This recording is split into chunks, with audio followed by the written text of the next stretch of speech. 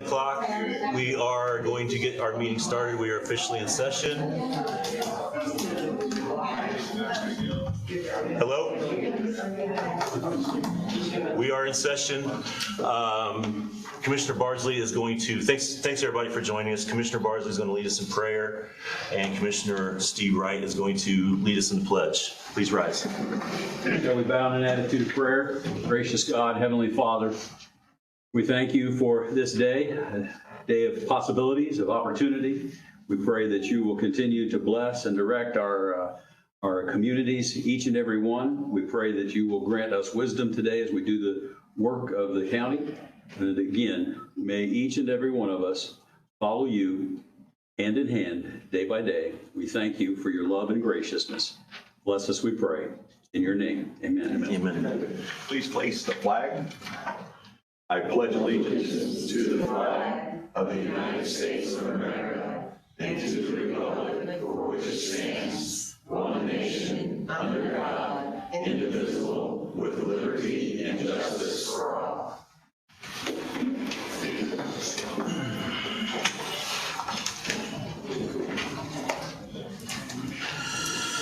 All right, all three commissioners are present this morning.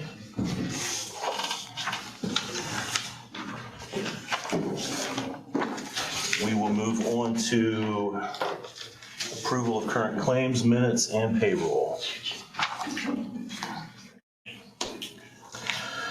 For claims dated May 13th, 2024, general, the amount is $259,420.36.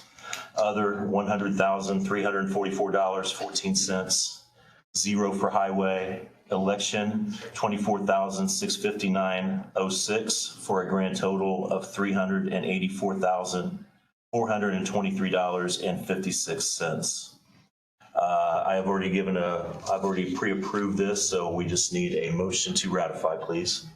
Make a motion to ratify the claims. Support. We have a motion by Commissioner Wright, second by Commissioner Bardsley. Any other discussion or questions? All those in favor signify by saying aye. Aye. Aye. So moved. For claims dated May 20th, 2024, general amount $220,323.85. Other, $416,035.95. Highway was $188,126.96 for a grand total of $824,486.76. I need a motion to approve that, please. Make a motion to approve as presented. Second. Motion by Commissioner Wright, second by Commissioner Bardsley. All those in favor signify by saying aye. Aye. Aye. For payroll number 10, pre-approval was given on May 8th, 2024 for pay dated May 10th, 2024. Gross amount was $644,152.94. I will entertain a motion to ratify that. Make a motion to approve the payroll number 10 of 600. Yeah, go ahead. Motion by Commissioner Wright, second by Commissioner Bardsley. All those in favor say aye. Aye. Aye. All right.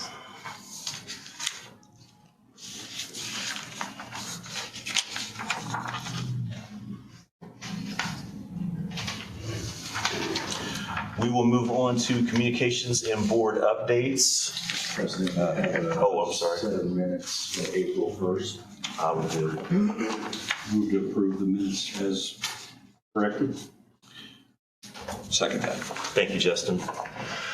So we have a motion by Commissioner Bardsley to approve the regular session minutes for April 1st, 2024, second by Commissioner Wright.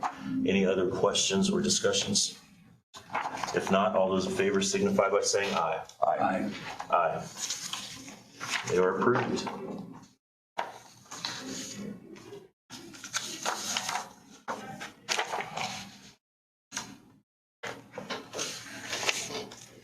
All right, we will move on to communication and board updates. Madam Auditor? Nothing to it. Nothing? Mr. Jackson? Got drainage board too. Morning. You do. Morning. So far everything's pretty good this morning in the county.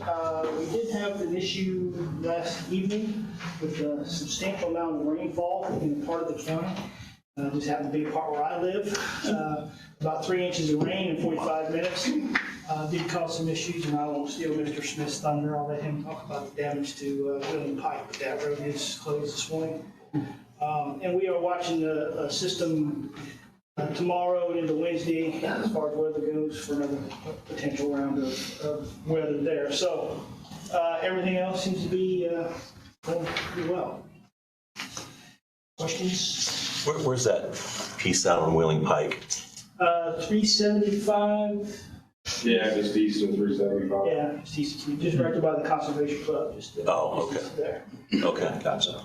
Quite a bit of rain in a short amount of time, wind. We had some limbs down some other parts of the road.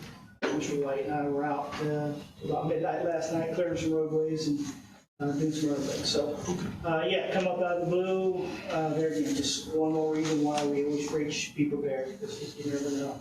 It really was a very isolated system, but it just sat there and dumped water for about 45 minutes. So did it damage the road, did it? Yes. Yeah, he eroded the road and we had to replace the pipe. We're working on that now. There was a substantial hole in that around the roadway. Interesting, okay. Anything else? Not for me. Thank you. Thank you. Thank you, sir. Excuse me, may I just say something for a second? I would just like to openly thank Mr. Jackson. During the election, you may remember we had some pretty severe weather, and one of our vote centers was in jeopardy, and Mr. Jackson personally went out there to check on that location and those working there, and I thank you, Mr. Jackson. Excellent, thank you. You have a Report from Drainage Board. Okay. Last meeting, they put together their first resolution to send to the commissioners. It's a resolution from the Drainage Board requesting an amendment to Grant County Ordinance 7/2022, which is solar ordinance. And so you have that in hand in your packet. They are recommending, after study, a 150-foot setback from top of bank each direction for a total of 300. And so with their action, I probably will be recommending that we send requests for amendments back to the APC. We can probably put something together for next meeting. Okay. So that's just for informational purposes only, there's nothing. This is for us to do this. a resolution from them to us asking for the amendment, so Okay, then we send it back to the APC. okay, excellent, thank you. Mr. Davis? Mr. Dale Davis from Envoy is here to give us a little bit of an update on the jail issue. Good morning. Good morning. Thanks for having me. Just an update, we had our request for proposals qualifications out for finding a developer to take us through addressing our capacity and maintenance and other issues at the jail. Those requests were due this past Wednesday on the 15th. We received 2 responses. One was from BW Construction out of Indianapolis, and one was from Garlong Construction. They're in Indianapolis and in Fort Wayne. So we will now work with the Jail Evaluation Committee to select, we'll make a recommendation of the developer that the committee feels best suited to go forward with us. That evaluation committee consists of Commissioner Stewart, Councilman Scott, and of the sheriff. So we're working to schedule that and make sure we can get a time to get everybody together so everybody's voice can be heard. And everybody can get input on this really important project. So with that, there will be more information at your next meetings. And just to be clear, so the evaluation committee, they make a recommendation, which company that they've selected that we'll move forward with, and then the commissioners approve that recommendation, correct? Yes. There'll be a notice public hearing at the meeting after that selection's made, and at which point the public will be invited to speak on this, just like any public hearing. And the commissioners will ultimately make a decision of how to move forward. Okay, perfect. Just a question, Mr. Davis. My understanding, Kokomo has got some problems over there. Can you kind of enlighten us a little bit on that? Not sure I know everything. I only know, and maybe Mr. Sullivan knows a little bit more than I do, I only know the surface of it, but essentially they are under mandates to get their jail issues, and I don't know what all the issues are, but under control. So now they have to meet in federal court to really keep this design moving. They will be mandated to address the issues with their facility, the capacity and the condition. So their committee will now have to, well, not the committee, their commissioners will have to answer to the judges to keep that project moving forward. Yeah. So I only know that the top level of what's going on there. That, there's some capacity issues for sure. And some of our other counties has had the same issues, correct? Was Fort Wayne in that, Wayne County? Mr. Sullivan might know these better than I. I'm just trying to, Yes, Commissioners, Allen County is one of the counties that is unfortunately in a similar circumstance as Howard County, where they are in a federal lawsuit. I believe it's it's either 60 or 90 days. A council representative, a commissioner, and some of their consultants have to appear before a federal judge in the Northern District to provide updates. I'm not sure if you're aware, but several years ago, Vigo County was also another similar situation where at that point, whether it was a lawsuit brought by the ACLU or the Federal Prison Bureau or the Department of Corrections, where they were also the commissioners and council, and I think a few other county officials were brought before a federal magistrate in the Southern District for them and were asked to provide periodic updates. As you can imagine, the federal government and the federal courts have a lot of power and authority, and that they will determine, if you don't make enough progress, they'll determine how it should be done for you. That's never a pleasant situation, but Howard County is the latest county to be subject to that same fate that Allen and Vigo County has succumbed to. and that's just happened within the last couple of weeks, correct? Sometime in 2024, yes, Commissioner. I don't know the exact Okay. date for it. Yes, just recently. Okay, thank you. Thank you. Thank you. Any other questions for me? I'm good. Awesome. Thanks, John. Yeah, Thank you, Mr. Davis. thank you.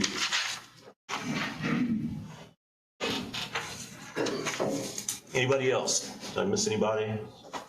Mr. Wayne, not here today. I didn't see him. Tony Smith's going to speak for him when the highway department gets up. Okay. IT report. Marcus. All right. So I just have a question for you gentlemen. I have a updated proposal for the copier and printer agreement. We're currently getting pricing from another vendor, but our current provider that we're with now, they did give me their proposal, so I wasn't sure if you gentlemen wanted it, just to have it so that way you guys can start taking a look at it. And then whenever I get the other one, I can just email that to you guys, and then we can reconvene on that at the next meeting. Yeah, That's fine. yeah, sounds good to me. Yep. So that's something, you want to pass that around? That's all I got. That was easy. Yep. I wasn't smiling, he wasn't asking for much. Thanks again, gentlemen. Thank you.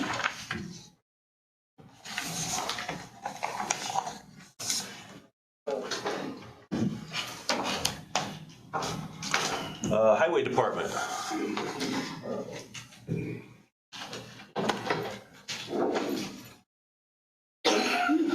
Good morning. Morning, sir. We will start with the pipe on William Pike. There's a 30-inch culvert pipe that was scheduled to be replaced or repaired to be slip lined. However, Mother Nature beat us to it, and it took out basically half the road and undermined the other half. And we called emergency locating this morning. Crews are out there now, going to excavate it and get the pipe replaced. Hopefully we'll have it back in gravel by tomorrow. So it shouldn't be closed too long, and then have Brooks come in after it settles a bit and possibly pave it so it may be rough for a few weeks, but we should have it back open tomorrow. So we're just going to replace it with a 30 again? Actually, we're replacing it with a 48. We did not have any 30s or 36s to replace it with, so we just went ahead and made it bigger, and should alleviate the problem in the future if we get another 3-inch rain in 45 minutes. Yeah, they're working on that today. We're also trying to finish up our paving. Hopefully by the end of this week, we will have everything on the paving list done except for Cook Estates. Cook Estates has a couple of drainage issues that we weren't totally aware of until we decided it was time to pave. And then we had neighbors come out and tell us there was a couple of problems, so we're going to try and get those fixed before we pave it. And everything too is school buses. We decided we'd also wait till after school was out, and then we wouldn't have to deal with the school buses. Bids for the community crossing grants, 2024 will be June 17th. Yeah, 2 paving projects, 38th Street Bridge overlay. So we will be we're receiving bids and then opening those the 17th. David, we've got everything done on the DocuSign, so you can sign those or have signed those. Hopefully the drainage issue at EMS, we're going to try and get to next month, which next month is like only 3 weeks away, so. And that is all I have.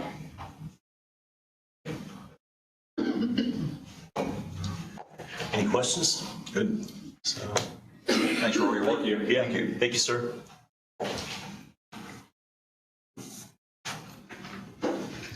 All right, we will move on to old business. Ms. Harris. Good morning. Good morning. Thank you so much for allowing us to be here. A refresh your memory, I'm very concerned about our record center. I have with me today Gary Fincher with Goldfinch and Steve Fairs from Architect Search, and I'm going to just let them get right into it. They've done extensive research and have come up with a plan for us. Gentlemen? Thank you, Pam. Good morning. Thank you for inviting us in today and allowing us to present our proposals. We've got 2 proposals in front of you. I'm here, actually, my name is Steve Fears, and I'm here representing 2 companies, ArchiSearch Digital Preservation and Goldfinch Digital Transformation, okay? And the reason we've got 2 proposals is because we're bringing in 2 disciplines here. We have a number of large bound and pinned books that Pam would like to get digitized. And we also have a lot of small 8.5 by 11 to legal size documents that need to be digitized as well. ArchiSearch has the experience and the capability, 25 years of imaging bound books without cutting the bindings. We have specialized equipment that brings equipment on site. Goldfinch Digital Transformation has experience in large volume 8.5 by 11 legal size documents. So we're bringing the best of the best for Pam's behalf to manage the problem that she has, which is really 2 things. Access and risk management is what we're talking about today. The documents are stored just down the street here at the Juvenile Detention Center in a large room that's stuffed full of records. I mean, we're estimating more than 20 million pages, okay? And that's just an estimate, but it's 20 million pages. And so what we've done is brought the proposal in. I should say risk management is the fact that those are permanent records that Pam is responsible for. Pam, as a circuit clerk, is responsible for access and safety of those records. And essentially, as commissioners, you're ultimately responsible for those permanent records as well. If something were to happen to the detention center, fire, tornado, water damage, which I've seen a lot over the years, Gary and I have 30+ years of experience in digital imaging, me mainly in the county arena, Gary mainly in the corporate and a large volume. If something happens to that building, those records can't be replaced. So what we're proposing is a solution to digitally image those records, put them in the cloud, make them available to Pam and her staff easily and quickly, and solve the problem of only having one copy. What I'd like to do now is I'd like to bring Gary up and explain our plan and how we want to approach this. Gary? Thank you. Thank you for giving us the time. Appreciate it. Thank you. You guys received some presentations a couple of weeks ago. I've had a chance to look through those yet. First off, do you have any questions about what we put in front of you guys? Questions yet? Okay. When we look at a project like this, there's a number of phases that it goes through. First of all, we've had some very good conversations with Pam and Brenda. And then I spent about 6 hours in that facility going through and doing what would be like an overview count of every folder area, the cabinets, the boxes, the trifolds that are in the old folders, the old trays that come out, the older type documents, the boxes that are stacked inside the facility. And we make an estimate of what we believe to be the actual page count. It would take weeks to figure out a page count, as you might imagine.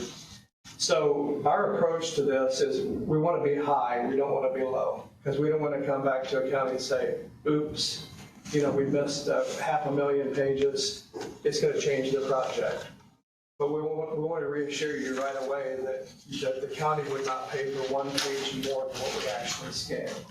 So you have this projection, and then you have a monthly or an annual project update of where it's at. So we provide good communication in that. We also provide an uplink of the pages every month to the server, which we've had some discussions internally with the county, and these records will reside on your secure server inside the organization. We do offer a cloud option, but we did not quote that in this case because Pam provided direction for us to be able to have that on your server. So we have the beginning of the project was the count. The next step in our project is to actually start to validate the count. When we remove the boxes, it's in our custody. We have a proof of chain of custody. We label every box, we barcode them, so you guys know that we're taking good care of your precious records. Because the information in that location, there's a lot of private information in there, a lot of information from the citizenry here in the county, and a lot of information that is legal information. So we're very careful and very confidential with it, as far as Steve mentioned earlier. At that point, they're captured, the count is given, there's a quality assurance done on the document, and our quoting includes what's called an OCR. I'm sure you've heard the term, it's an optical character recognition, which means every word is captured on every page. We have found counties right now that did scan projects in the last few years that only did a PDF of it, that are now coming back to us and saying, hey, a previous company did our PDFs for us. We want to have these OCR'd so we can search on every word because our people can't find some of the files. That adds additional cost later on. It's our recommendation that you do that at the beginning and have it all done right at the onset. So you don't have to touch the project twice. We then do 2 or 3 file names. Pam has directed us that she would want 3 file names. Like for instance, plaintiff, defendant, case number here, for an example. So that makes it easier to drill down to that one document because later on, if you have a paper problem before, you scan the paper and you get it into PDFs, if you can't search them then quickly, you now have a PDF problem. So you just move the problem from a room into a server, right? So we provide what is like your own Google search engine. So enough detail about that part of the project. From there, we catalog, come in, check in, scan every page, validate every page, rebox the files back up as Pam would like to have them, and then return them back to the facility. As you can imagine, a project like this can take anywhere from 3 years to 10 years. So what we need to do at some point, if you should choose to have further discussions with us, which we really like, would be to come up with a multi-year plan. Some of our clients want, so much done per year. So they have a budget for a year, this many boxes, this many pages, these particular documents, and then every year they'll update it. So we provide also the option that if the county wants to put a project on hold and say, hey, we didn't get funded for this for 2026, we want to set it down until 2027. We're very flexible in how we'll handle a project. Some people come to us and say, we want this project done in a year. We'll lay it out for a year and complete the project in a year.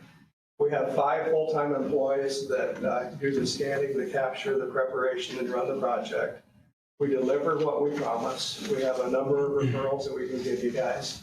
And I'm going to stop right there and see if you have any questions on what I've mentioned so far. A couple things. So looking in, looks like about 3.3 million. Is that what I saw? Based on 22 million pages. Okay. And is there a hosting cost? Not in this case because you guys are going to have it on. We'll have it on ours. Right. Right?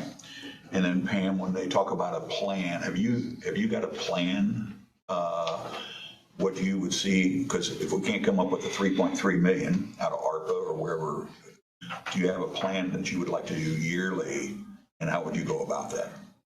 I have not got that laid out in my mind as of yet. It is something which I know probably isn't doable at this point because of the volume. You've been in that space, you know what we have. I would like that completed when I go out of office, just because of the fact that the clerk that would come in behind me, what might be important to them on their agenda. I would hope that this would be. I do understand that that might not be doable, and so that's kind of where I am, that I would like to have it completed, but if not, then hopefully the clerk behind me will have that same, put that same emphasis and importance on it. Because as you remember, we have had a water issue at the courthouse where files got destroyed. We've had a fire issue out of Garthwaite property, which the fire didn't harm the files, but the fire retardant material to do that fire. And these, as the gentleman has said, once they're gone, they at this point, this is our history. This is, we need to preserve it. And so I didn't really answer your question, sir. No, you did. I mean, I just didn't know if you had put together anything, but your plan is to have it done before you. I would like to, but if that's doable or not, so. Nice presentation with the pictures kind of showing us what that looks like. And there is a lot of work. Yeah. It's a lot of work. It is work. I can only imagine. What is the, so I see here this proposal, the 3.3, and then there's a second one here, and you may have mentioned it and you lost me, but the second one here, there's a project price of $355. For the books alone, for the bound books and pin books alone. So that would be separate. Okay. Separate. Okay. And that price includes 1 year of us in the cloud maintenance. You're only tied to, you're not even tied to 1 year. After a year, those images could be put into the same space as the other records. Okay. Gotcha. And the reason for the different proposals is the cost to scan books and the technology is different, as you might imagine. Yeah, I get it. Yeah, good. It's a little bit more cost to it. And to the timeline, if you want it, if it's going to be 30 months, we have the capability of getting that done in 30 months. I was looking at the estimated timing here. I anticipate the start date to be within 12 months from the receipt of a down payment, is what I'm reading. Actually, start date would be as soon as possible. Okay. We would start it. And then it says, please allow 7 months for the project's Are completion. you looking at the architectural? Yes. Okay, that's for the books. That's for the books. And what we would recommend is that you start with the case files that are the most recent, like the manila folders, and work backwards. The books would be at the end. Okay. That would be the. That's kind of the wish list type thing. That's the wish list. Right, Right, more or less. Yeah, and so if we're gonna put a progressive plan together, you want the most recent, work backwards, Yeah. the books are the oldest. Gotcha.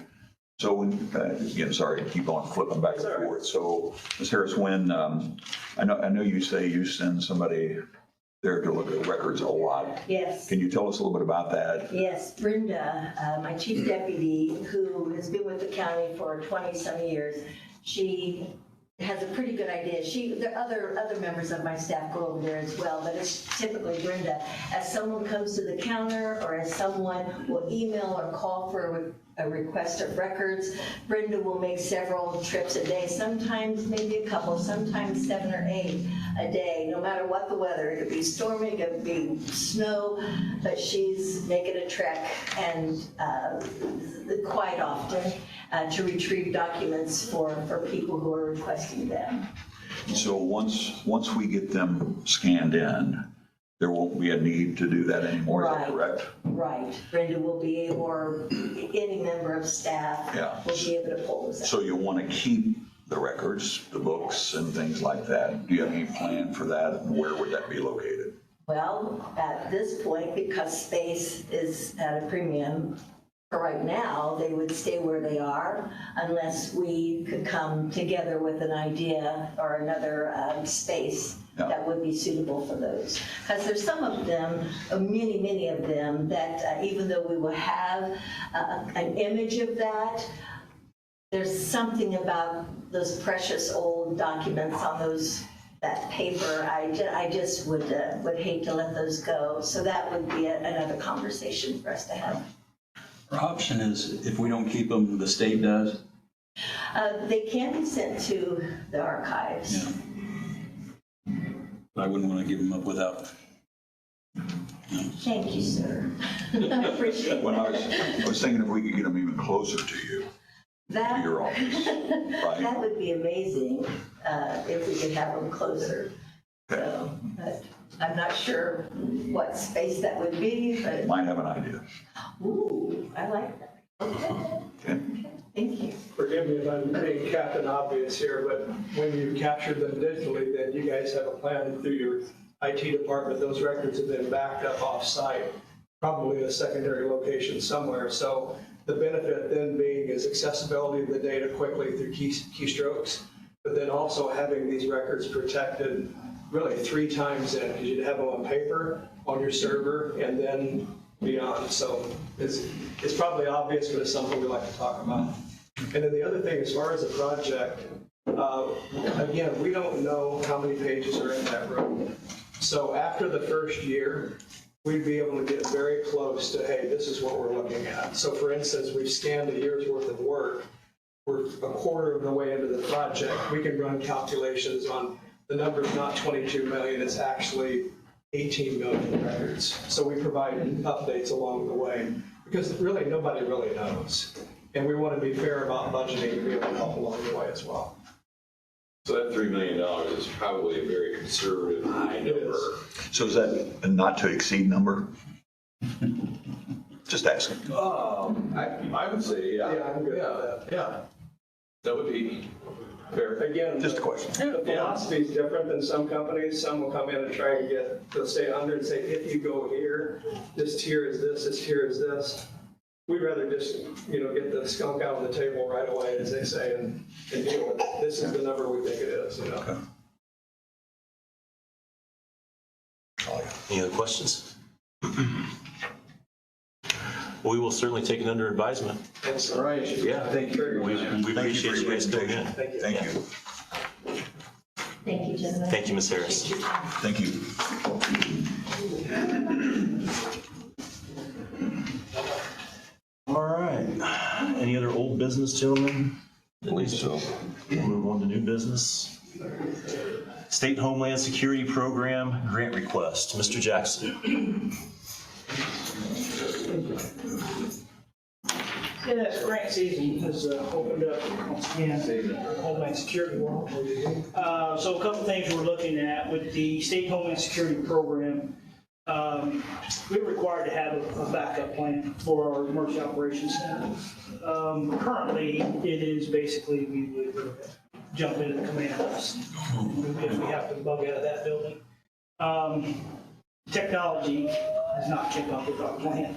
We're lagging way behind. So this gives us an opportunity to buy some portable laptop computers, and more importantly, the Mevo phones, which is our 911 system that backs up. Currently, if we lose that facility, our 911 calls get rerouted to Howard County. So in the event of, and we've already had multiple storms, and actually they're in the track just ahead of us. So if something was a storm, for example, to take out Howard County and their system is down and we get hit as well, we're out of options. So with the equipment that we're proposing for this is that we would have the ability basically maintain that ourselves. And we can move mobile throughout the county. We can do that somewhat now, and we have before at scenes like last year with the tornado that hit Swayze area. So we can be mobile, but we're very limited in as technology advances that gets worse. So this gives us an opportunity. So two things.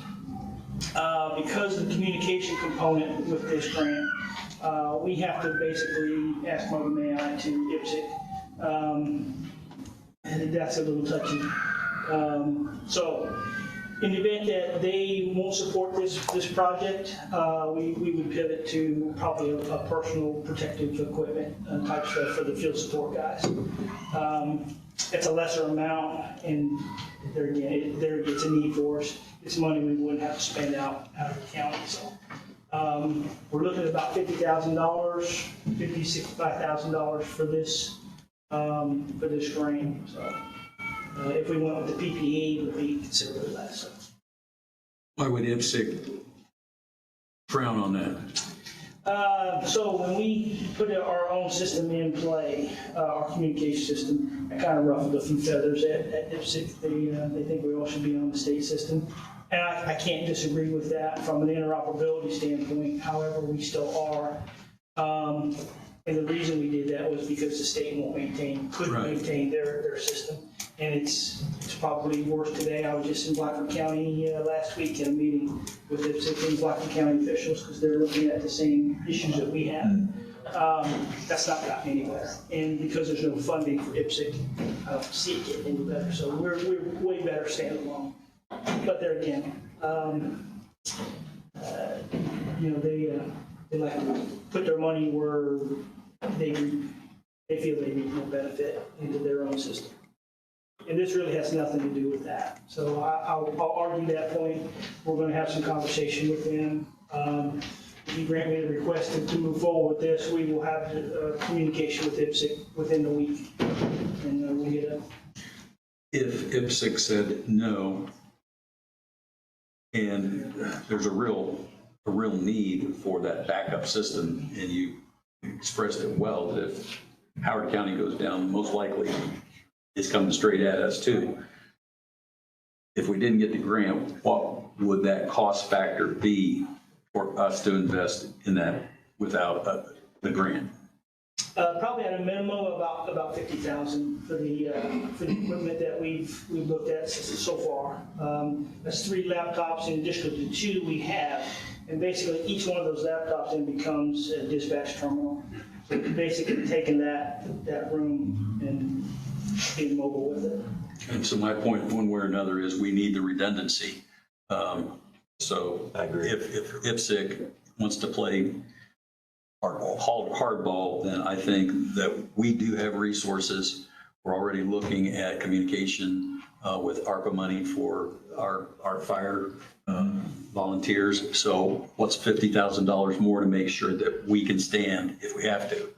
So I would say move forward on the grant, but if they don't want to play nice with us and multiple other counties, then maybe we should look at it from a different funding standpoint. So is this just a consent from the commissioners, or do we need to take action, or what is that? Probably. Yes, I'm just asking for your blessing to move forward, and we'll make sure that we keep Angie involved as we move forward too. That's a critical component of that whole grant process.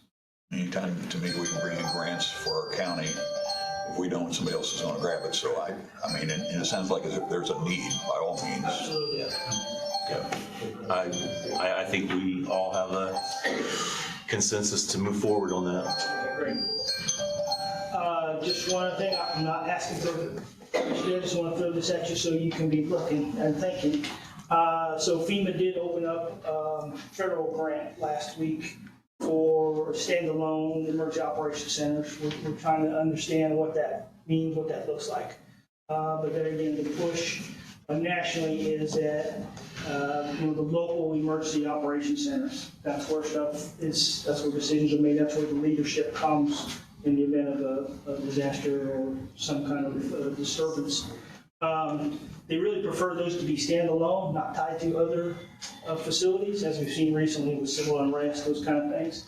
The last place you want is your emergency operations center in the middle of that. So we're trying to understand what that looks like. Once we understand that, we'll come back. But there again, something for you to consider. I know you have a lot of options and a lot of things you're looking at these days. So that is that's a 25% match grant out of the federal government. That is very substantial because some of the ones we looked at are $1.5–2 million facilities. We'll look at, I think Madison County really is a good example, I think, for us. So I want to look more at their facilities and whether or not that makes sense for Grant County. Can that be tied into any kind of, I know you're saying it needs to be kind of a standalone, but can it be a training type area as well? So training and emergency services, absolutely hand in hand. Okay, perfect. Yeah, and communications, because they're in the EOC and the comm center. That is the preferred matchup in moving forward. Otherwise, you're just making things more difficult than they need to be. The only reason I bring that up is because of the fire that we had and the building that we were thinking about rebuilding or do whatever we need to do. We had about 700,000 come in from that. Roughly. And so there's your match of insurance money. So I think we've got that money in place to do something like that. That would be great for our county if we could. Typically with those FEMA grants, you can do an in-kind match as well. So there again, labor from highway department, land, those kind of things all go towards the in-kind Okay, good. match. So with the money and land. Okay, something to think about. Yep. Great, thank you. Thank you. Thank you, sir.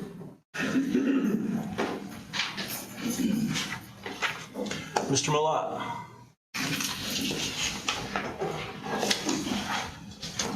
Good morning. Morning. What we have in front of you today is a petition for a zoning map amendment, rezoning from the current residential suburban zoning to a general business zoning district. This is for Fernando Ugalde. The address for this is 2010 North Pennington Road, Marion, Indiana. This went before the Area Plan Commission on May 6th. It was certified forward with an unfavorable recommendation. From the office's standpoint, just to let you know, through the process in the beginning of this, some of the property was started, was cleared.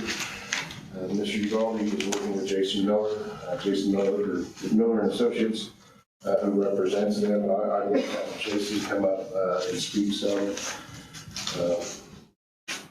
They have, through this process, kept in touch with the Area Plan Commission. They have included us in the emails coming through, so we are aware of what they're doing and what is being required to them. from IDEM and from Soil and Water. So there's a lot to this. I was going to let Jason come up and kind of present what they're doing. I thought they say it here, he'd have to say it again.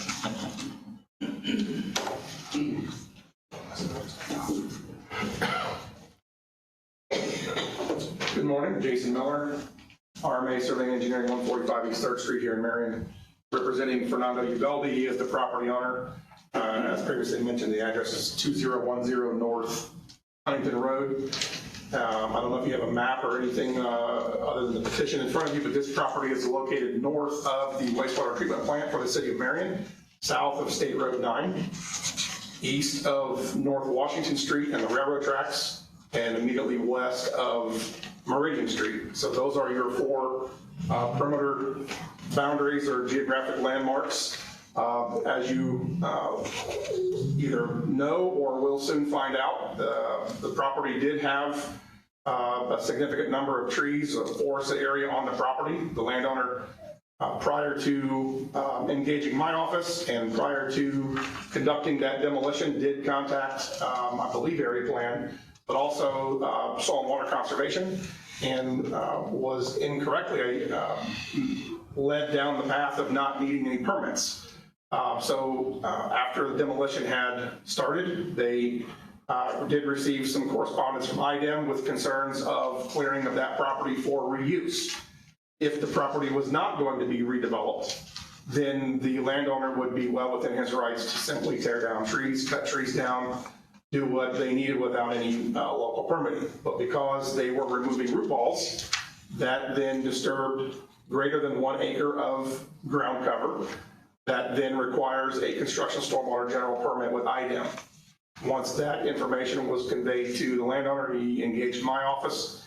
We reached out to IDEM within 24 hours, as well as the area plan office, letting them know that we were engaged and will be coordinating all efforts to obtain the necessary permitting. We've kept IDEM abreast of the situation, and to date, they are happy with the progress.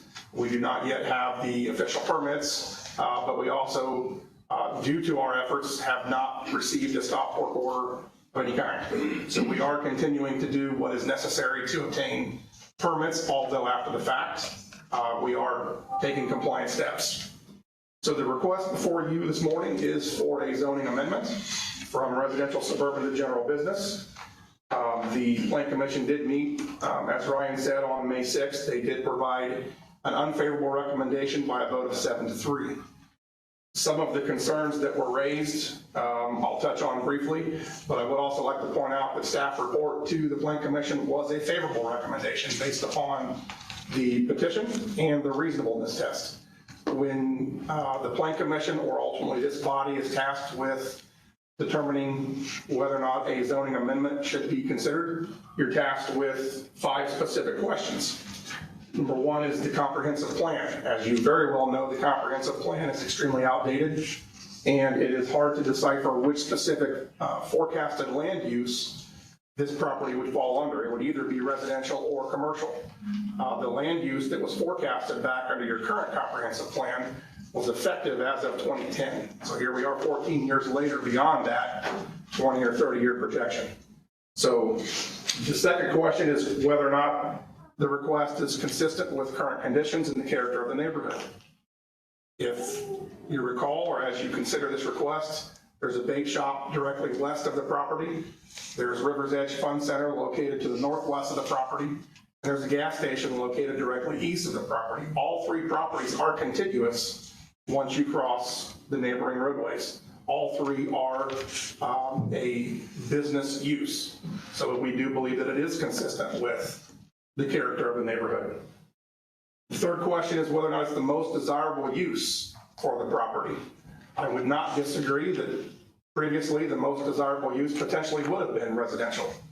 There was a former home on the property that has been demolished, and now that the property has been purchased by Mr. Ugalde, he desires to construct a restaurant and event center on the property. So the most desirable use, in my opinion, would be commercial. It's adjacent to the wastewater treatment plant.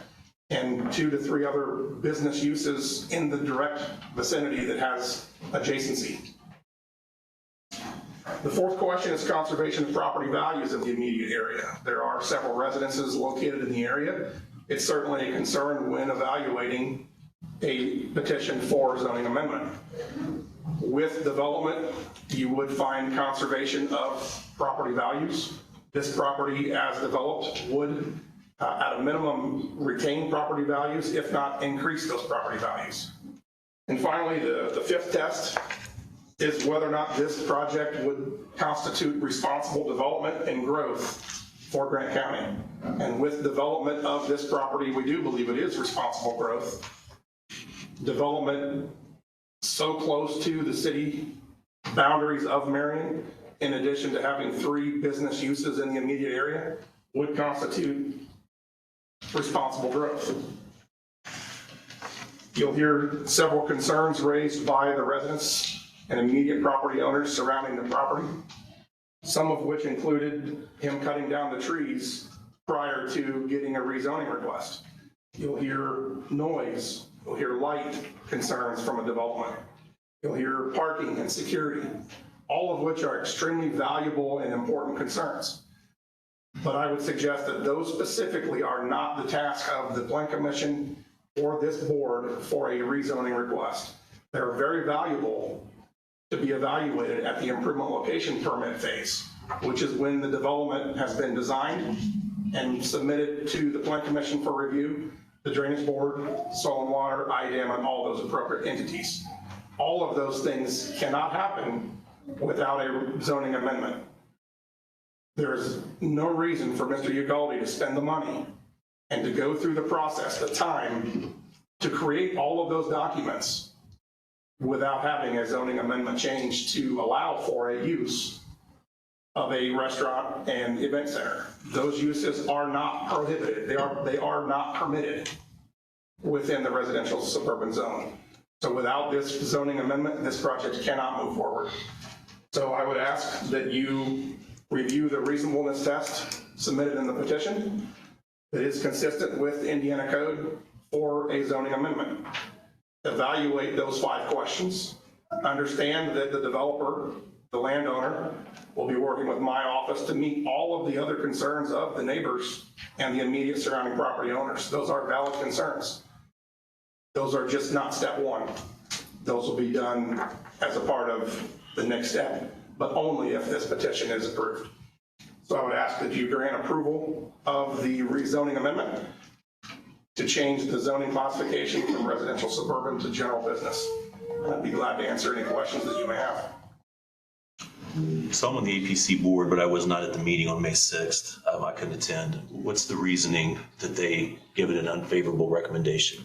Well, I don't know that I can specifically answer that question. I would defer to Ryan, but also I think a lot of it was the concerns of the neighbors with cutting down the trees prior to coming before the Plan Commission for the zoning amendment.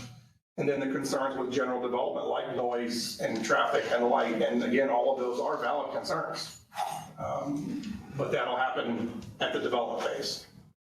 I'm guessing that there's people in the crowd that would like to speak, so okay. Thank you. Thank you, sir. One last question. Possibly this would be in your area. So anytime, I believe, anytime there's a state highway involved, you have to contact the state for egress, right? Correct. Has that been done on this project yet? Not yet, no. We do anticipate a driveway off of State Road 9 in the existing location of the driveway that was residential. Because this project is going to, again, if approved, we would be converting this to a business driveway. It would be considered a commercial driveway permit. So NDOT would have full authority and jurisdiction over any modifications that would be needed to address things like traffic safety. The developer may be required to put in turning lanes, tapers, passing blisters. All of that would be evaluated at the state level through NDOT in Fort Wayne, and it would require a traffic study. So again, all of those steps would happen if the development proceeds, but it cannot proceed without a zoning amendment. Thank you. Thank you. Thank you. Is there anybody in the crowd that wishes to speak on this issue, either for or against? I do. If you could, if you could approach the podium, give us your name and address, please. My name is Cassandra. I live at 2611 North Huntington Road. I moved there to get away from the noise and the city. The area that this gentleman is talking about, the bait center and stuff like that, it is a tiny mom and pop. It's like a gas station, and he literally has to rent out the moving trucks to stay afloat. It's a tiny garage, basically, right there. And I live across the street from the gas station that's right there. And I have seen a sandwich shop go in and close down. I have watched a mom and pop pottery place go in and it shut down. That building is empty now, and there is a gas station that only gets business when their gas is lowered. I live right across the street. I watch it. And I just want to point out something to you guys. All of us here, we don't want our property values to go up to the sky and pay more taxes and stuff like that. We moved out there because we enjoy waking up early in the morning. And like you just said your prayer, a lot of us go out on our patios and we pray to God and we listen to the birds and the animals that we are fortunate enough to have around us. And at night, the lights that he brought up, we are fortunate enough where we live to see the stars. We can go out there and I can point out the Big Dipper and the Little Dipper. I can't do that here in Marion. We enjoy our peace and quiet. That's why we moved away from it. If we wanted it, we would have lived in Marion. But we moved out there for our peace and quiet, for the animals. And I just wanted you guys to really think about that. If this was your house, if this was your land, and they were wanting to develop it, sometimes it's not always about money. Sometimes it's just about the peace and the quiet. And I just really want you guys to think about that. Thank you. Thank you. Thank you.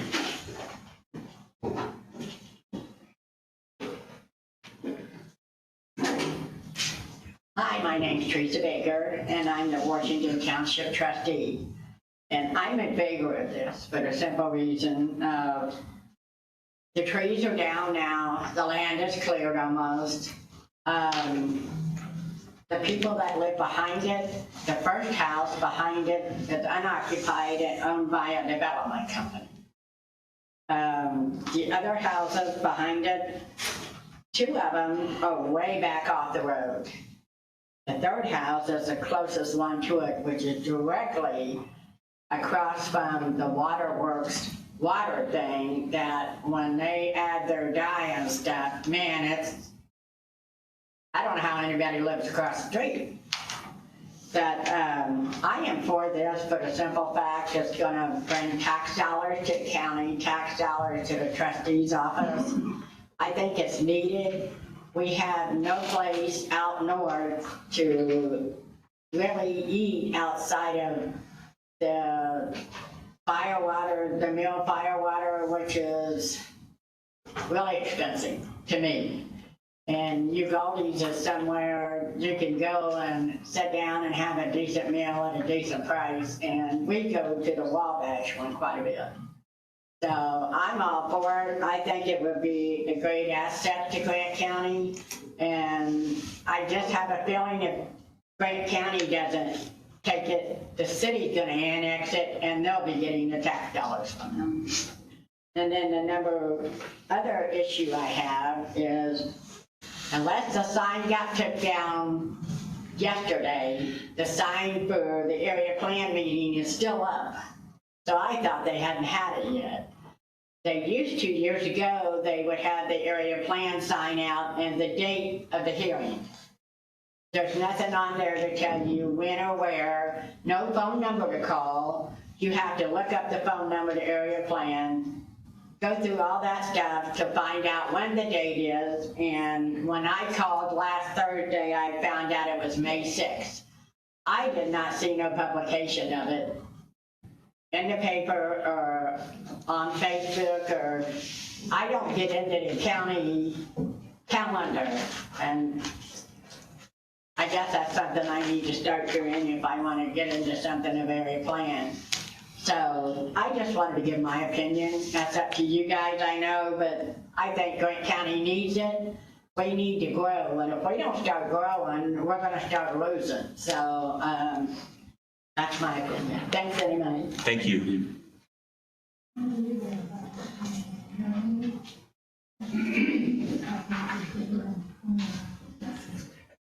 Well, I'm very much against this. Sir, what's your name and state your name and your address, please? James Brookshire, 721 East Brook Drive, Marion. About a half a mile of the crows flying where this mess is taking place.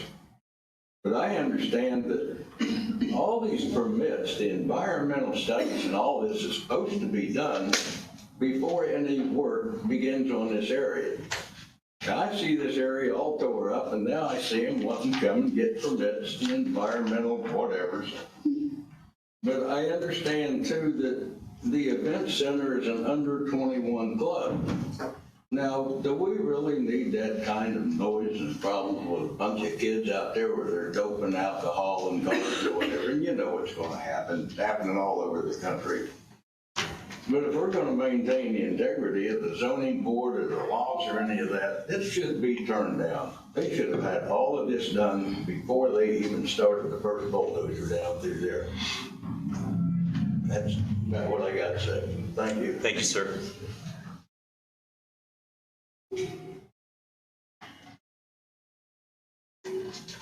Hi, I'm Lee Smith, address 1952 North Monroe Road. I have the property directly across the street.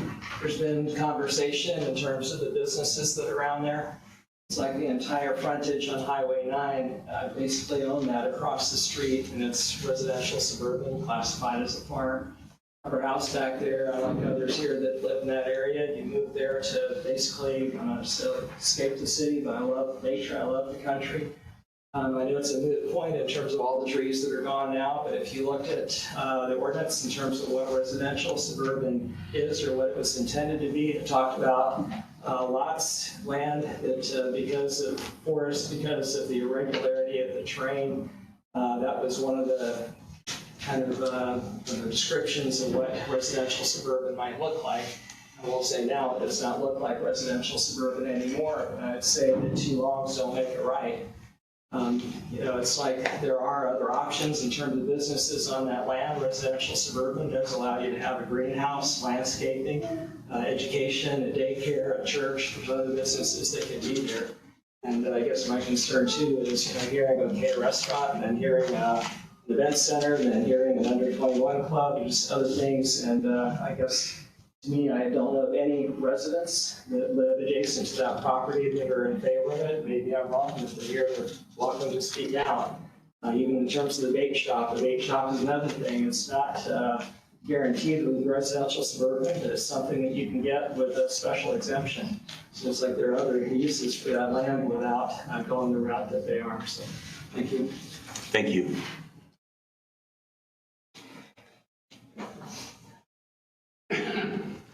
Hi, I live in 2611 North Huntington Road. What's your name, ma'am? My name's Ariel. I'm a school bus driver. So I already go by 9 quite a bit as a bus driver. And my dad is also a CDL truck driver. I can tell you now that, yes, he mentioned the roads possibly getting fixed though, but if they stay the way they are, there's going to be accidents. For sure, it's already a pain for me to get over the railroad tracks and get there without possibly being hit. People are not mindful, and especially if we're dropping off kids, because we do youth centers, we drop off kids at youth centers. I don't see a youth center even planning well there, considering there's no kids around there. No kids are there. It's mostly retirement people and people that, I have 4 generations living where I live. There's no way I'm gonna want so many people. We left that area. We didn't want it, and it's that and the fact that it doesn't make any sense to have it near a sulfur area. I smell it where I live, and I'm just 3 houses down from where they're doing construction. I can't imagine a restaurant doing well. That he already had a restaurant like this in Marion. It failed. He left the building there. There's a random empty building there now, and he didn't even make a comment. He had a comment to make at the last meeting, and he said that's all he wanted to say. He didn't even care about the rest of us and what he did. So the fact that we're going to have another abandoned building, it'll probably be popular for a little bit, but it'll be another abandoned building for sure. because there's nobody that's willing to drive up here. I take kids everywhere, and they don't come this way. They don't even come this way knowing that there's a Needlers down here on the north side. They don't even know about this side at all. No kids do. So I don't see kids coming there at all. Where I live, none of the kids even talk about it. They always talk about the south side. They always go to the south side, nowhere the north. Half of the north is not filled with kids. So. Thank you.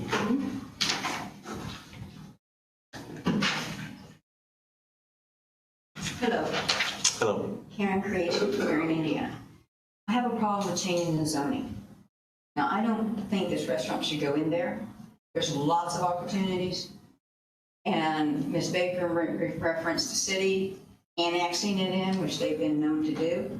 And then they give them a big fat tax abatement, so you don't get any tax money from it anyway. The city is not going to benefit by annexing in for tax basis. And there's Rosie's Lily is already zoned for business. There's a lot next door to it. It could have been on that lot. In fact, you start changing residential to general business. That opens the box for any business to go in. I mean, my house could go on the market. Just pretend it goes on the market. Someone comes in and says, hey, this house and this house next door are both for sale. I'll buy that. I'll tear these down and I'll put me in X, Y, or Z. You already opened the box. You already started the precedent that you can change and have a business in the middle of in a residential area. I don't like living in the county myself, but I did live in the county. And I know that I wouldn't want a restaurant close to where I live, because the whole point was I had a dog, I had animals, I had all these different things. And once you start changing zoning and making exceptions for things, then you will not be able to stop the next thing who may not be what you want in your area. It might be a tattoo parlor or whatever you want to think about. And as far as a youth center, we have the Y, we have the Boys and Girls Club. We have a lot of activities like that, plus after-school programs. There is no need for one. And if they have to be out that late and they're under 21, that doesn't make sense to me. Do not change zoning. It's just going to open up stuff for later on that you may not be able to fix. So don't do this. Do not allow this man to do this. He can get a business already set up for this. He doesn't have to go there. And he did have a business, and we patronized it when it was here, and he just closed it up instantly like that, and it was gone. No explanation for not. I didn't realize the one in Wabash was still open. But don't do this. It's not a good risk. And if you really wanted to do it right, don't reward him for not doing it right in the first place, because you wouldn't reward me for that. And if you wouldn't reward everybody for it, don't reward him. So do not pass this. Thank you. Thank you. Anybody else? My name is Jeanette Spratt. I live on 560 East Harold Road, which is just up the road from this place. I was so devastated Monday when we came to the meeting. Mr. Ugaldi acted like it was a signed, sealed, and delivered. Have you guys seen this place? Have you driven out by it? Not recently. It'll blow your mind. Holes, trees, and roots are in that. And I'm sorry, Marion is not the richest place. And he could have cut up wood and let residents take that wood instead of burning it. It burned for over a month and a half. And I'm a girl, I know, so I'm supposed to be dumb. But you don't burn fresh wood. You let it season. That's all I'm going to say. Thank you.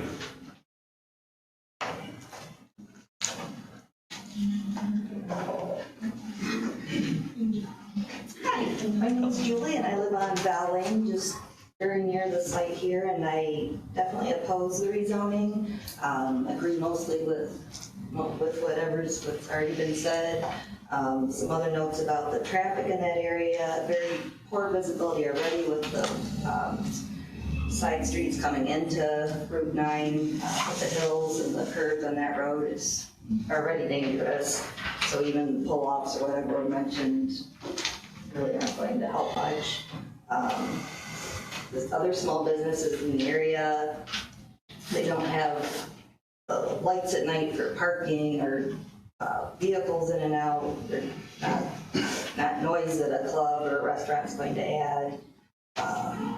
Valley is a no outlet road, which is already an area where people come to cause trouble or look for a little area to get away. If you have a club there or people who have been drinking alcohol at a restaurant, I think that's an attractive area for them just to come and find a place for more trouble.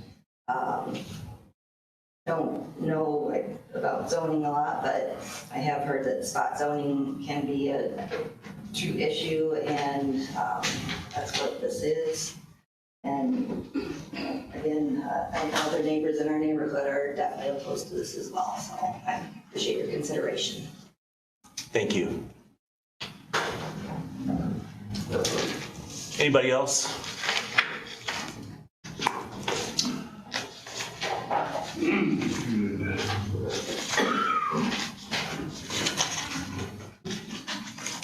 Julie Hartman, Fairmount, Indiana. I may have misunderstood what Mr. Miller said. Did he say that the area plan gave a recommendation? They give an unfavorable recommendation. Oh, the area plan. I thought he said the area plan office. The area plan commission gave an unfavorable But I recommendation. thought, did you say that the area plan though gave you a recommendation? The staff report was a favorable recommendation, yes. Because I was at the meeting and I thought that that was not the way it was, that he did not give a favorable recommendation. We did to the APC. Okay, We gave a favorable. so I misunderstood you at the meeting. I thought you said you did not give a recommendation. Yeah, we did. Okay. Also, the 5 things that you read from the state law are the things that we have asked you about to preserve our homes and farmland from solar. And I know that that didn't make any difference to you, so I was asking you to, once again, to protect your people. Thank you. I just have one quick comment. I think in all this discussion, it kind of exposes the opportunity for us. State your name real quick, Bill. Oh, I'm sorry. Bill Creech, Thank you. 1409 Ironwood, sorry. That's okay. Go right ahead. And again, I'm just going to be really quick. So exposes the need for the comprehensive plan. I think that would solve a lot of these issues and things. So my recommendation would be get the people together that make those decisions and get something ironed out. Thank you, sir.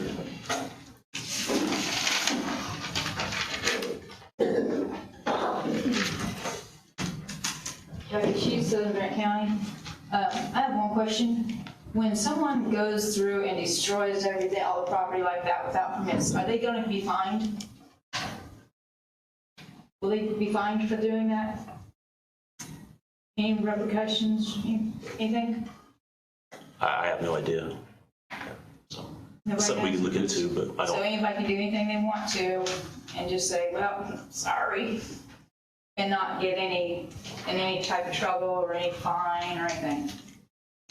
We have to lean on What's to whatever the stop current people from ordinance, doing that? the current area plan ordinance is. That's where the answer is.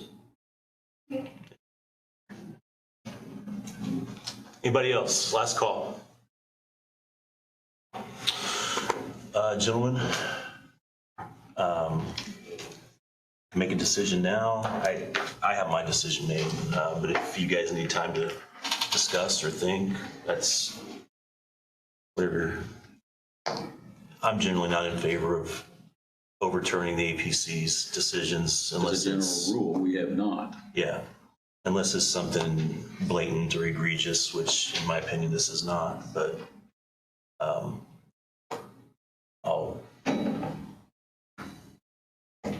ask for your input.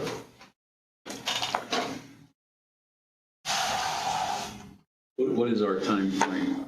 Are we, as it's presented to us, are we supposed to make a decision today?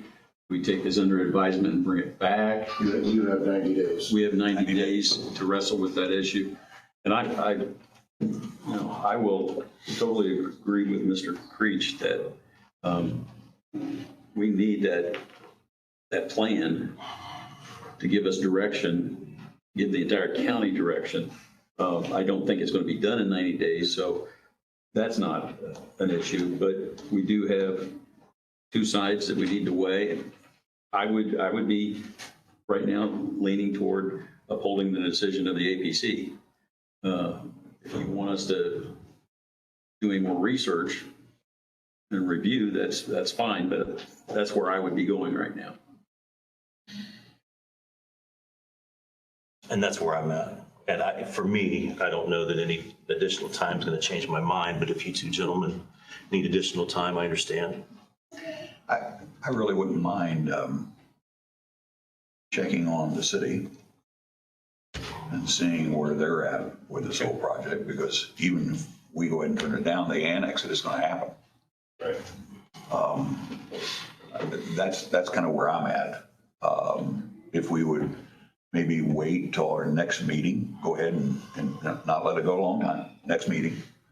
But I'd like to have some opportunity to actually do a little study with the city and just see what they're thinking in this, if that makes sense. Yeah, knowing that we're but not again, forced. it's entirely up to you guys. I mean, I would feel comfortable with that, just to hear what the city has in mind as well. And it's not an easy thing to, it's not 20 minutes, review paperwork, listen to testimony and say, let's do it or not do it. I'm happy for a 2-week hiatus on this, do a little bit more study, and glad to make a decision. And we come back at that meeting and give our approval or disapproval. Yeah, whether we approve or not, and take the recommendation from the area plan. That's what I'd like to propose. But again, if you guys are pretty solid on it, I'm comfortable with that as well. I'll let you, it sounds like it's going to come up to you. I'm set. Commissioner Wright would like a little bit more time. I'm leaning towards set, but 2 weeks to hear what the city thinks is not a bad idea. So I'll be happy to move that we table this until our next regular session and make a decision next time. I've got 2 meetings coming up this week with the mayor. So I'll be more than happy to talk to him and give a report back. Okay. If that would be okay. Made a motion, or we can just let it wait until next week? I think we just table it until, please put that on our agenda for next meeting. And we'll sure take a look at it. Appreciate everybody's thoughts and comments today, and that'd be good. Thank you, gentlemen. Yep, thank you. Thank you. Housing study discussion. Commissioner Wright. Yeah, a little while ago, we had an opportunity, the Growth Council hired a firm to go ahead and do some work for a housing study and ask if the county would be a part of that study. And so the town of Upland, Gas City, and Marion, and the county, we would be dividing that study cost up. And I asked them to send us an invoice so we know what that money is, so we could go ahead and talk about it. And I believe it was around $6,200. $6,312.50. So that would be our portion of that. Let me tell you what that's done. It has come back, the study did, where we are needing between 350 and 400 homes, condos, or apartments every year for the next 5 years. That's how, we just don't have stock. We don't have housing stock anywhere. Everybody's complaining about it. I know Mayor Rock's got a huge project going over there. It's probably somewhere around 180 acres that he's wanting to do over that way. And there's another housing development that they're doing. I mean, and we got written up in the Indiana Business Journal with this housing study that was completed. And so they're just asking us to be a part of it like the other communities are. And I would like to make that proposal to the commissioners that we participate in that study and reimburse the Growth Council for helping us do that. Appreciate them taking the lead on it. And I think we've already got developers looking at us. So it's awesome. Excited about it. I feel like we're getting a lot of bang for our buck for that $6,300. I do too. Yeah. I do. So, is there anything that we need to do as far as any action, as far as any, to spend that money? Or we just talk about it, Madam Auditor? Just take a vote? Just go ahead. So I would make a motion, right? Make a motion that we go ahead and spend these 6,300 and, what was it again? $12.50. 12, yeah. To repay the Growth Council for that, and partnering with our cities within the county. I'll second that. I'm sorry, so that number was $6,312.50? Okay. So I have a motion from Commissioner Wright, second by Commissioner Bardsley, to reimburse the county's portion of $63,1250 to the Growth Council. Did I get that right? Correct. So any other discussion, questions? No, sir. All those in favor signify by saying aye. Aye. Aye. It is approved. Good. Thank you for your work on that. It's going to be good. Yep. It's going to be good. I'm really excited about it because really it's showing Indiana and others what we need here. Yeah. And with the new battery factory going over in Howard County, this is a great possibility for Swayze, maybe, to take advantage of that and put in some housing over that way. I know they're taking a look at their. With idea, but. So, there were neighbors?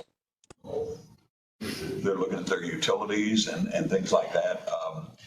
And again, you know, Upland, they got some great housing going there on 8th Street over there. And I just think this supports anything and everything that we're seeing in our community. So I appreciate it. My boss lives in Muncie, and his office is in Muncie, and he saw it in the IBJ and asked me about it. So a lot of people's seen it. Ms. Street, memorandum of agreement with Indiana Wesleyan University. Yes, we're just asking for your consent to allow us to renew a MOU. They have public health nursing students come in, just job shadow with our nursing office. It's about 38 hours each. There's no hands-on at all. Very little required of us other than reporting that, yes, they showed up. And it's something we've done for decades, and would just like your consent to renew that MOU. I believe the county attorney has looked at it. There was a little bit of question about some liability insurance that was rectified in the MOU, and he was okay with it. I think that's clarity on the liability. I think we're good. I agree. IMG gave the green light. Good. As far as that aspect was concerned, so. Okay. That seems like a no-brainer to me. Yep. Do we need to make a motion on this? I think formal. Or just a formal motion? I would make a motion that we accept the memorandum of agreement between Indiana Wesleyan and Grant County Health Department. I'll second that. Motion by Commissioner Wright, second by Commissioner Bardsley. Any other discussion or questions? Is this for the commissioners to sign off on, or? Health Department will. It's a DocuSign that we typically have done in the past. But you just needed our You're permission. Yeah. Okay. All those in favor say aye. Aye. Aye.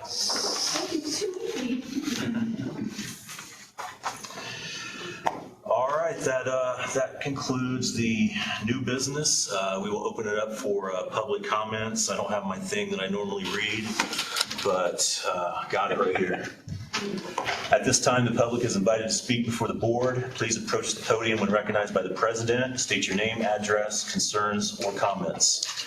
No complaints, accusations, or name calling regarding personnel can be allowed during the public discussion time. A time limit of 3 minutes will be given. If more than one person is represented for a group, only one spokesperson will be heard. It is expected that professionalism and courtesy is displayed at all times during the public comments portion of the meeting. So I want to make sure we're all clear on that. We'll go for about 15 minutes here. If anybody has anything to say, please step up to the podium.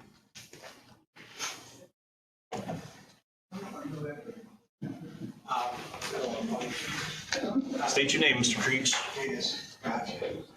got this down after the rehearsal.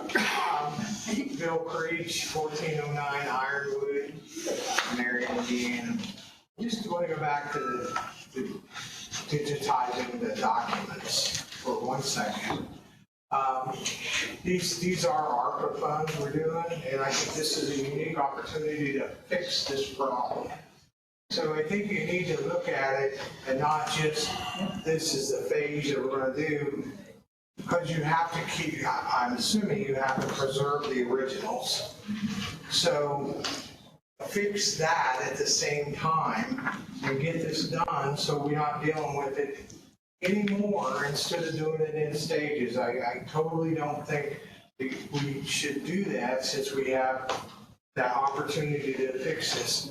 And the other thing that I think that you might want to consider, I don't know if the gentleman is still here, but as they scan those in and they assign file names, to put some kind of location, some kind of storage location within the file name, so when you access it, it's going to be section 1A, top row, second box. And as those come back, you have a map and you store them back in to those things so that you're fixing the problem once and for all.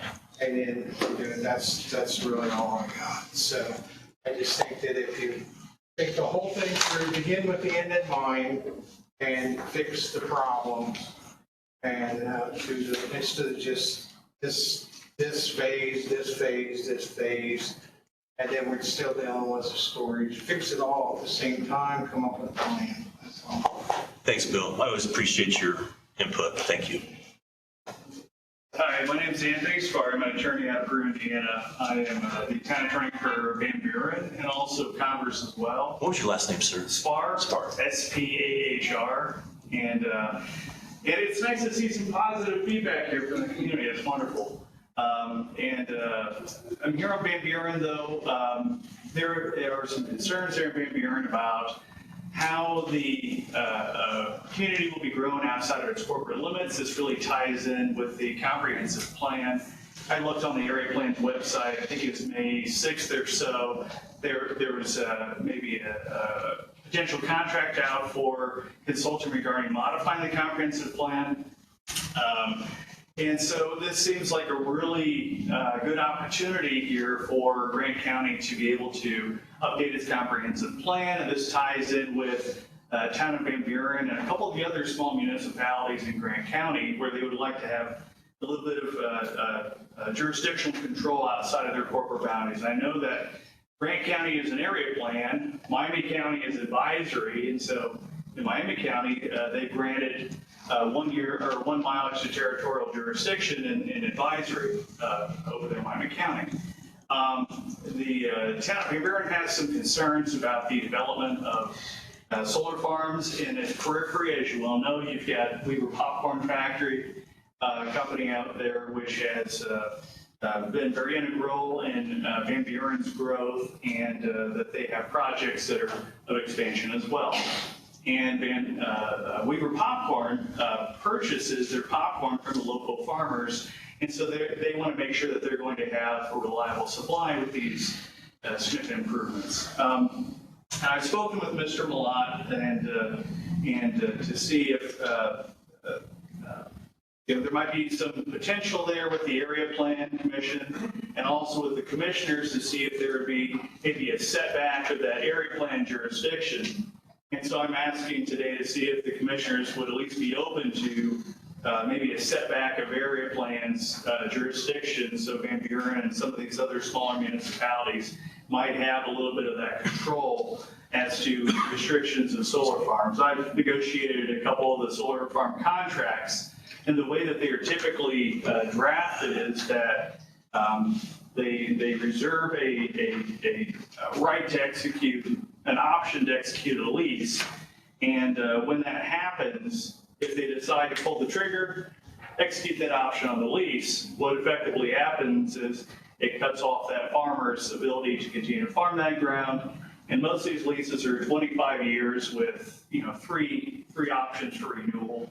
And so that would certainly be bad business for Weaver and certainly bad business for Van Buren. So if the commissioners are at least willing to give me a little bit of direction on this, it would help the town and to determine how much effort and time I need to put into this project. If the commissioners say no chance whatsoever, then I'm saving taxpayer dollars. If the commissioners are at least open to this, and the town would like to pursue getting a little bit of restriction control around that. I think that's part of the concept of the amendment. Right. That we're going to try and have next meeting to send back to the area plan for that type of a dialogue, discussion, actually required a public hearing as well. Yeah. And so Miami County has a 1 mile around? Yes, 1 mile extraterritorial jurisdiction for the city of Peru, and also Converse, and also Bunker Hill. And so I've been practicing law 15 years. I've done municipal law for the town of Bunker Hill and for Converse since 2012. But there's a difference there. Again, Miami County uses advisory, where they're able to petition the county commissioners for that extraterritorial jurisdiction. In an area plan is basically controlled here by Grant County, and they designate all the municipalities' zoning jurisdiction unless they have established their own zoning department, and that only is controlled within their corporate boundaries. So it's kind of nice with advisory because you're able to delegate some of those local decisions to the residents that are living there and how they want their property to grow. It was really nice seeing everybody today who came up and spoke about their interests and coming forward. Because a lot of times these meetings have a lot of attendance, but it's nice to see us as well.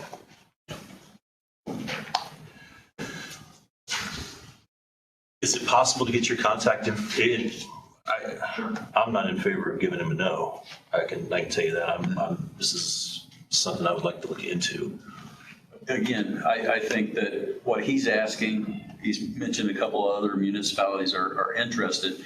The whole focus has to be on the ordinance at this time, and we can send it back. APC can do the hard lifting, just putting an ordinance amendment together and getting it back to us.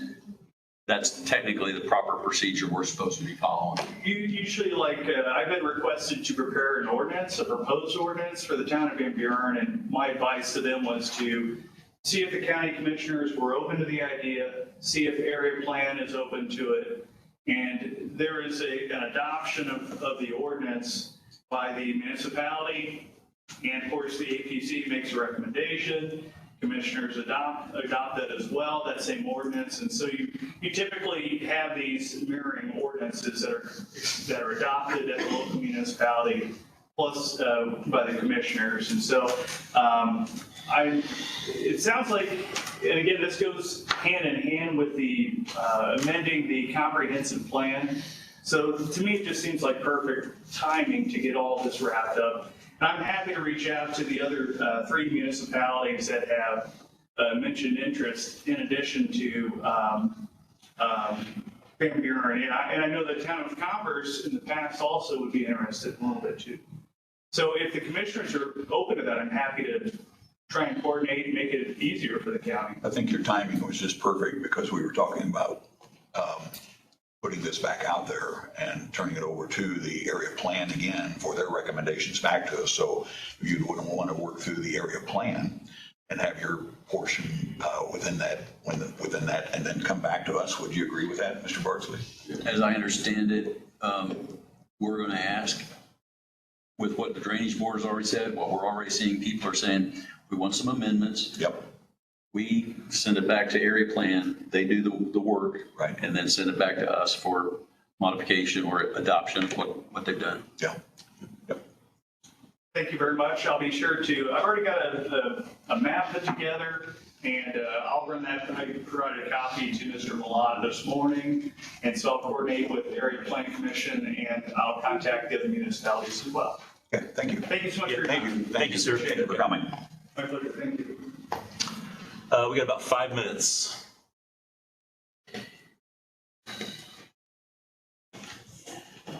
Becky Sheets, Southern Grant County. What are you working on to speed up the court system to get the inmates through quicker? To reduce some of this overcrowding in our jails? Have you made any progress on that?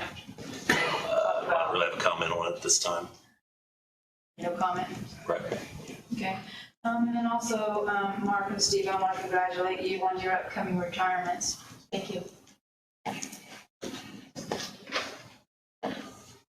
Hi, Todd Clancy from Fairmount.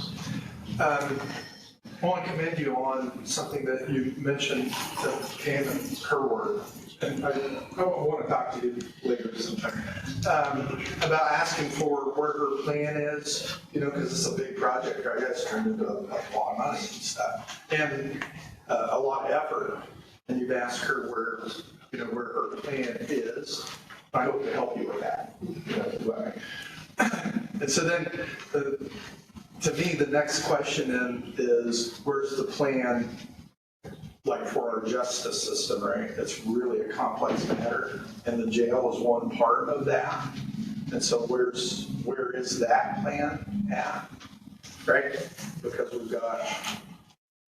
it seems like we're moving ahead with building a jail without, where does that jail fit into the big picture plan? Now, if the big picture plan's out there someplace, I haven't seen it. Is there a big picture plan, like a map of all of our justice system and where we go? Has our criminal justice system within the county been mapped out and said, oh, all we need is this? I'll speak to that, I think. Okay. So, Royce for two. Our job is not to get into the sheriff's business, it's not to get into the judge's business, and it's not to get into the public defender's business. Okay. And unfortunately, that's going on right now. That's not this body's responsibility. This body's responsibility is to provide the space that is needed to house inmates. And as you heard earlier, that you're taking a look and a risk that Kokomo is going through right now, and they're going to be told how big to build that jail. If this would have been done 4 to 5 years ago, before COVID, pre-COVID, and this hadn't happened just overnight, this overcrowding situation or anything like that, it has caused a lot of money to go out right now with inmates that we're farming out to other jails to the tune of $40 a night per person. And I believe we have, 70 some now, I think, since last count. 60,000 a month. 60,000 a month that we're spending taxpayer monies on, and not really hadn't fixed the root cause of the situation. So when it comes to this body, as commissioners, that is not our responsibility to tell the prosecutor or the public defender's office what to do. It's not. Your job is, just to repeat that, I didn't. It's the buildings. We are responsible. Would you agree with that, Commissioner? To take care of that.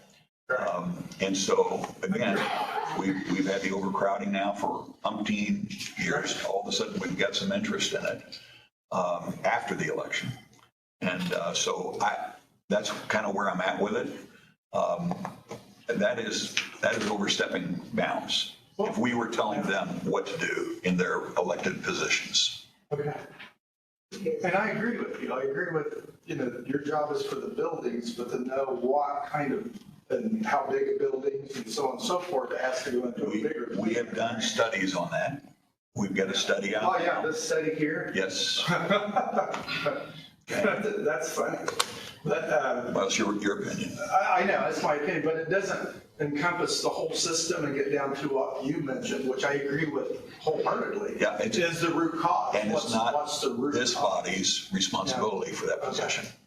All right, and so thank you very much. That was a very good conversation. I really appreciate that. Thank you. Thank you. Thank you.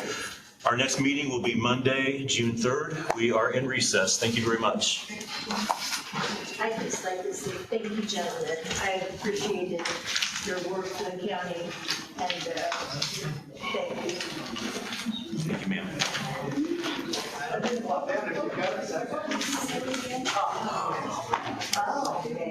Oh,